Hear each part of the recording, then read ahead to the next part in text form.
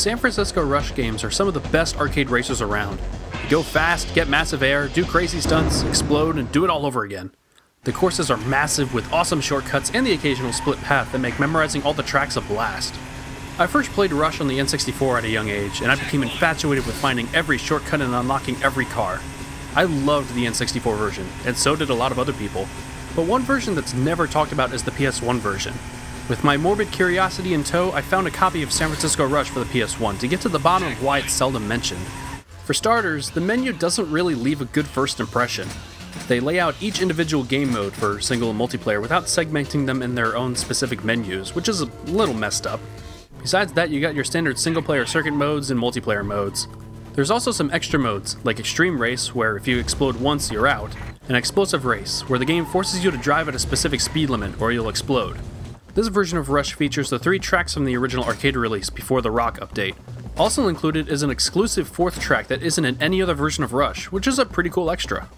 It also has all the original cars from the arcade version.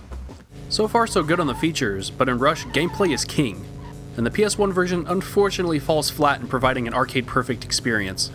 Let's be honest though, I don't think anyone expected the PS1 to emulate the arcade experience perfectly. What we got here instead were some very different physics for a Rush game. The game seems to have twice the gravity than what's typically used in these games. The handling model is also very, very different. The cars feel loose and wavy, they don't feel like they have any real weight to them when you steer, which threw me for a loop since I couldn't really go into certain turns with the kind of finesse that I was used to. The Rush games have a characteristic heavy handling style that manages to reinforce a bit of realism into its otherwise hardcore arcade roots. That's all gone in the PS1 version. Also, not to mention, the game feels like it's running at double speed, which is more apparent when you listen to the announcer guy. It's dangerous! With all these shortcomings and inconsistencies, I wouldn't call Rush on PS1 a bad game. Not by a long shot. The altered physics and handling brought a whole new way of experiencing San Francisco Rush, and it was actually pretty cool to have a new experience with a game that I fondly grew up with.